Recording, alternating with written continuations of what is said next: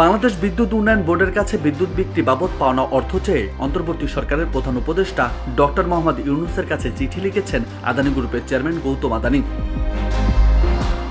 মঙ্গলবার ভারতীয় গণমাধ্যম হিন্দুস্তান টাইমসের প্রতিবেদনে এ তথ্য জানানো হয়েছে। প্রতিবেদনে বলা হয়েছে, বাংলাদেশ বিদ্যুৎ উন্নয়ন বোর্ডের কাছে বকেয়া $80 কোটি পরিশোধের জন্য চিঠিতে সরকার প্রধানের হস্তক্ষেপ চেয়েছেন ভারতীয় ব্যবসায়ী। চিঠিতে গৌতম আদানি লিখেছেন, আমরা বাংলাদেশকে দেওয়া প্রতিশ্রুতি পূরণ করেছি। সেই সময় ঋণদাতারা আমাদের উপর কঠোর হচ্ছে। বাংলাদেশ বিদ্যুৎ উন্নয়ন বোর্ডের কাছ থেকে আমরা যা $80 কোটি পাই সে অর্থ দ্রুত পরিশোধ করার জন্য হস্তক্ষেপ করতে আপনাকে অনুরোধ করছি।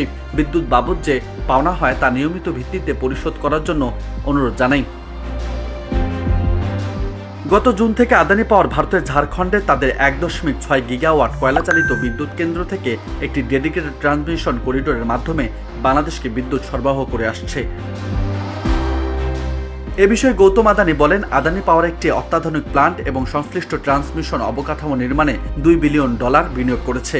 আমি বাংলাদেশে জ্বালানির নিরাপত্তা এবং অবকাঠামো উন্নয়নে প্রতিশ্রুতি পুনর্ব্যক্ত করছি।